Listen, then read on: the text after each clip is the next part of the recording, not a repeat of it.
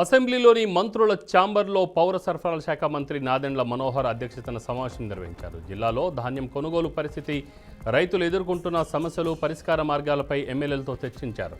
ఇప్పటివరకు జిల్లాలో 15,000 టన్నుల పైగా ధాన్యం కొనుగోలు పూర్తి చేశామని, రైతులు ఆందోళన చెందొద్దని నెల్లూరు జిల్లా రైతులకు ఆయన ఉద్దేశించి చెప్పారు. ధాన్యం కొనుగోలు జరిగిన 24 గంటల్లోపే రైతుల ఖాతాల్లో నగదు జమ అవుతుందని తెలిపారు. నెల్లూరు జిల్లా సంగంలోని స్థానిక జెడ్పీ హైస్కూల్, గురుకుల పాఠశాలలో జిల్లా ఎస్పీ ఆదేశాల మేరకు సిఐ వేమారెడ్డి, ఎస్ఐ రాజేష్ విద్యార్థినులకు స్వీయ రక్షణపై అవగాహన కల్పించారు. ముందుగా రూపేస్ ఎడ్యుకేషనల్ సొసైటీ ఆధ్వర్యంలో కరాటే మాస్టర్ నరేష్ విద్యార్థినులకు కరాటే, మార్షల్ ఆర్ట్స్పై శిక్షణ ఇచ్చారు.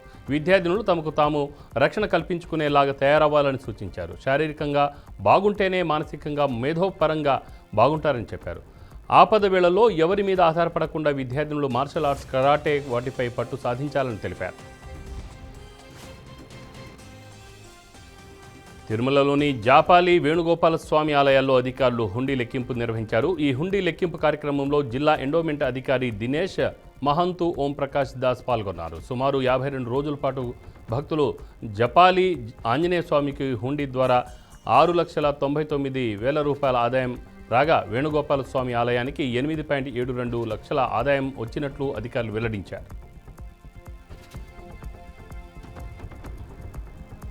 నంద్యాల జిల్లా బేతంచెర్లలోని నంద్యాల పట్టణంలోని కలెక్టర్ ఆఫీస్ కార్యాలయం వద్ద డివైఎఫ్ఐ బేతంచెర్ల మరియు నంద్యాల పట్టణ నాయకుల ఆధ్వర్యంలో కానిస్టేబుల్ అభ్యర్థులు మోకాళ్లపై నిరసన వ్యక్తం చేశారు. కోర్టులో ఉన్న హియరింగ్ కేసు పరిష్కారం చేసి కానిస్టేబుల్ మెయిన్ ఎగ్జామ్ నిర్వహించాలని కోరారు. అనంతరం జాయింట్ కలెక్టర్ విష్ణు చరణ్ గారికి వినతి పత్రం అందజేశారు. నంద్యాల జిల్లా బేతంచెర్ల మండలం రంగాపురం గ్రామ సమీపాన వెలిసిన మద్దిలేటి లక్ష్మీ నరసింహస్వామి ఆలయంలో స్వామివారి జన్మ నక్షత్రమైన స్వాతి వేడుకలను ఘనంగా నిర్వహించారు. ఉప కమిషనర్, ఆలయ ఈవో రామాంజనేయుడు ఆధ్వర్యంలో ఆలయ వేద పండితులు శ్రీదేవి, భూదేవి సమేత మద్దిలేటి నరసింహస్వామికి ప్రత్యేక పూజలు చేశారు. అనంతరం సాయంకాల సమయాన సహస్ర దీపాలంకరణ సేవలో స్వామి అమ్మవార్లకు ప్రత్యేకంగా అలంకరించిన పల్లకి సేవలో భక్తులకు దర్శనమిచ్చారు. మెదక్ జిల్లా తూఫ్రాన్ సబ్ రిజిస్టార్ కార్యాలయంలో ఆలస్యంగా వెలుగులోకి వచ్చిన ఓ ఘటన. తూఫ్రాన్లోని సర్వే నంబర్ 97/రూలోని 5 గుంటల భూమిని 12 గుంటలుగా చేసి ఫేక్ డాక్యుమెంట్లు సృష్టించి sub registrar Raj Kumar registration చేశాడని బాధిత రైతు గోవర్ధన్ రెడ్డి ఆందోళన వ్యక్తం చేశారు. సబ్ రిజిస్టార్పై క్రిమినల్ కేసులు నమోదు చేసి న్యాయం చేయాలని బాధిత రైతు ఆరోపించారు. గుంటూరు జిల్లాలోని మార్కెట్ కూడలిలో ట్రాఫిక్ రూల్స్పై అవగాహన కార్యక్రమం నిర్వహించారు. నగరంలో రేస్ డ్రైవింగ్కు పాల్పడుతున్నవారిని గుర్తించి తల్లిదండ్రులను పిలిచి కౌన్సిలింగ్ ఇవ్వడం జరిగిందని అన్నారు. రేస్, స్నేక్ డ్రైవింగ్లకు పాల్పడితే కఠిన చర్యలు తప్పవని ఎస్పీ సతీష్ కుమార్ హెచ్చరించారు. ప్రమాదాలు అరికట్టేందుకు పిల్లల పట్ల తల్లిదండ్రులు అప్రమత్తంగా ఉండాలని సూచించారు. కర్నూలు జిల్లా కలెక్టరేట్ కార్యాలయంలో నార్కోటిక్స్ కోఆర్డినేషన్ సమావేశం నిర్వహించారు. మత్తు పదార్థాల వల్ల కలిగే అనర్థాలపై పూర్తి స్థాయిలో ప్రజలకు అవగాహన కల్పించాలని కలెక్టర్ అన్నారు. ప్రతి పాఠశాల, కళాశాలలో మత్తు పదార్థాల వినియోగం వల్ల జరిగే అనర్థాల హోర్డింగ్లు ఏర్పాటు చేయాలని కలెక్టర్ డీఈఓకు సూచించారు. మత్తు పదార్థాల వినియోగం పట్ల నిఘా ఉంచాలని, గ్రామీణ ప్రాంతాల్లో కూడా గంజాయి సాగుపై నిఘా ఉంచాలని కలెక్టర్ అధికారులను ఆదేశించారు. అన్నమయ్య జిల్లా రైల్వే కోడూరు పచ్చని పొలాలకు దృష్టి దోషం తగలకుండా నల్లగుంటలకు దిష్టి చుక్కలు పెట్టి పొలాల్లో పెట్టేశారు. గడ్డితో తయారు చేసిన బొమ్మలకు ప్యాంటు షర్ట్లు చేసిన బొమ్మలను ఏర్పాటు చేసేవారు. అయితే ప్రస్తుతం సినీ తారల అర్ధనగ్న చిత్రాలను పొలాల మధ్యలో పెడుతున్నారు.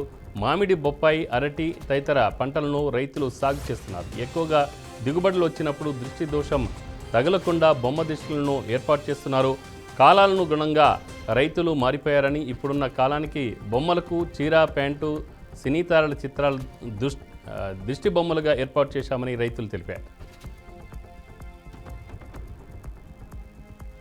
నంద్యాల పట్టణంలోని అన్నా క్యాంటీన్ను జిల్లా కలెక్టర్ రాజ్కుమారి ఆకస్మికంగా తనిఖీ నిర్వహించారు. ప్రభుత్వం ప్రతిష్టాత్మకంగా చేపట్టిన అన్నా క్యాంటీన్లలో రోజువారీగా నిర్దేశించిన మెనూ ప్రకారం ఆహార పదార్థాలను ఇవ్వాలని కలెక్టర్ సిబ్బందిని ఆదేశించారు. అన్నా క్యాంటీన్ పరిసర ప్రాంతాలను కలెక్టర్ పరిశీలిస్తూ పరిశుభ్రంగా ఉంచుకోవాలని సూచించారు. ఒక్కొక్కరి నుంచి పూటకు 5 రూపాయల చొప్పున నామమాత్రపు ధరను వసూలు చేసి ఆహార పదార్థాలను ఇస్తున్నామని సిబ్బంది కలెక్టర్కు నివేదించారు.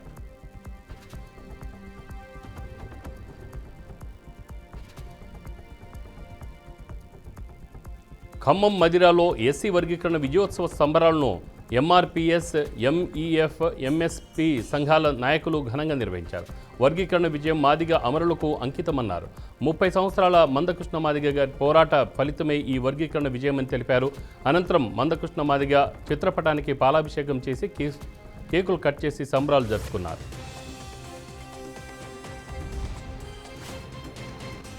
ఎన్టీఆర్ జిల్లా పెనుగంచిప్రోలు శ్రీ గోపయ్య సమేత శ్రీ తిరుపతమ్మ అమ్మవారి తిరునాళ్ల మహోత్సవంలో అపశృతి చోటు చేసుకుంది. తిరునాళ్ల మహోత్సవంలో ఏర్పాటు చేసిన జెయింట్ వీల్ తిరుగుతుండగా ఒక తొట్టె ఊడిపోయి క్రింద పడినట్లు స్థానికులు తెలిపారు. ఈ ఘటనలో కొత్త వేమోరానికి చెందిన గింజుపల్లి సాయి మణికంఠ అన్న వ్యక్తి మృతి చెందాడని, మరొకరికి తీవ్ర గాయాలయ్యాయని అన్నారు. సమాచారం తెలుసుకున్న పోలీసులు ఘటనా స్థలానికి చేరుకొని గాయపడిన వ్యక్తిని అంబులెన్స్లో ఆసుపత్రికి తరలించినట్లు తెలిపారు. గుర్తు తెలియని వ్యక్తులు 2 ఎకరాల వరి కుప్పకు నిప్పంటించిన ఘటన కృష్ణా జిల్లా ఉంగుటూరులో మండలంలో చోటు చేసుకుంది. చాగంటిపాడులో 2 ఎకరాల వరి పంటను కోసి కుప్ప వేశారు. గుర్తు తెలియని వ్యక్తులు నిప్పంటించడంతో పాటు వరి కుప్ప, ఒడ్లు పూర్తిగా దగ్ధమై అగ్నికి ఆహుతైంది. అది గమనించిన స్థానికులు చాగంటిపాడుకు చెందిన శనగల రామ్మోహన్ రావు వరి కుప్పగా గుర్తించారు. చేతికి వచ్చిన పంట అగ్నికి ఆహుతి అవడంతో రైతు కన్నీరు మున్నీరవుతున్నారు. సుమారు 2 లక్షల మేర ఆస్తి నష్టం పోవడంతో బాధిత రైతు ఆవేదన వ్యక్తం చేస్తున్నాడు.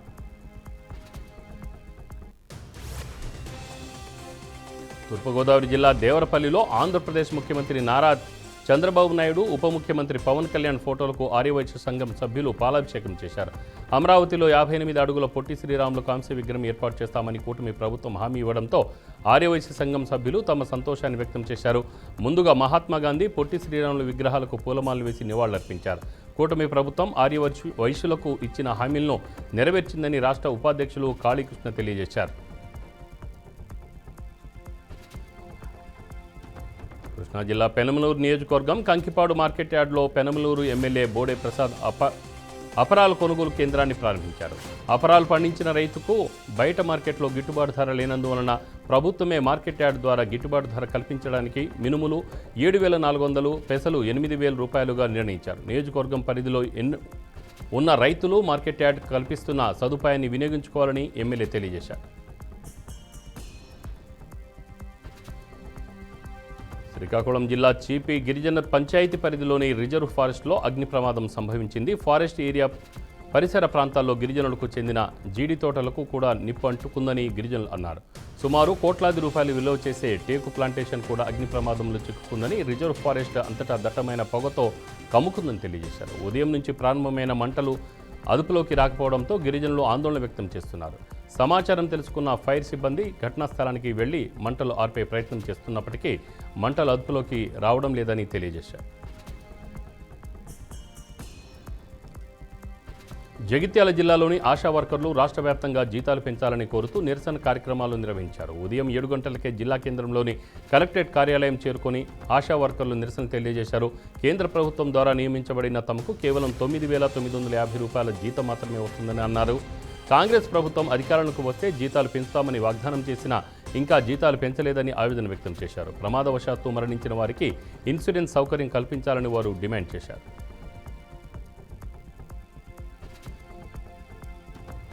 విశాఖ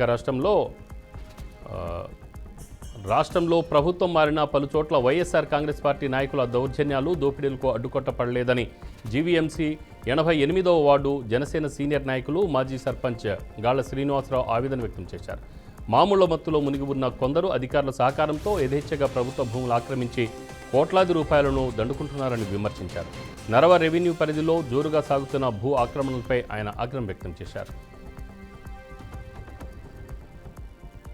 సురక్షితంగా భూమిపై అడుగుపెట్టిన సునీత విలియమ్స్ 9 నెలల పాటు అంతరిక్షంలో గడిపిన వ్యోమగాములు సునీత విలియమ్స్, బుచ్ విల్మర్లు ఎట్టకేలకు భూమిపైకి సురక్షితంగా భూమిపైకి వచ్చేశారు. తెల్లవారుజామున 3 గంటల 27 నిమిషాలకు స్పేస్ ఎక్స్కు చెందిన క్రూ డ్రాగన్ అనే వ్యోమనౌకలో వీరు సురక్షితంగా భూమి మీద అడుగుపెట్టారు. ఈ క్రూ డ్రాగన్ ఫ్లోరిడా తీర ప్రాంతంలోని సముద్ర జలాల్లో సేఫ్గా ల్యాండ్ అయిందని నాసా అధికారులు తెలిపారు. అనకాపల్లి జిల్లా కషింకోట మండలం బయ్యవరంలో దారుణం చోటు చేసుకుంది. ఓ మహిళా హిజ్రాను ఓ వ్యక్తి హతమార్చారు. బయ్యవరం జాతీయ రహదారి వద్ద జరిగిన ఈ హత్య కేసును పోలీసులు ఛేదించారు. గుర్తు తెలియని మహిళా హిజ్రా మృతదేహాన్ని మునగపాక మండలం నాగులపల్లికి చెందిన దీపా మృతదేహంగా గుర్తించారు. హత్య కేసులో అనకాపల్లికి చెందిన ఒక నిందితుడిని పోలీసులు అదుపులోకి తీసుకున్నారు. ఘటనా స్థలంలో ఆధారాలను పరిశీలించి క్లూస్ టీం సాయంతో విచారణ చేపడతామని పోలీసులు తెలిపారు. నిందితుని వెంటనే అరెస్ట్ చేసి తగిన శిక్ష వేయాలని హిజ్రాలు డిమాండ్ చేస్తున్నారు.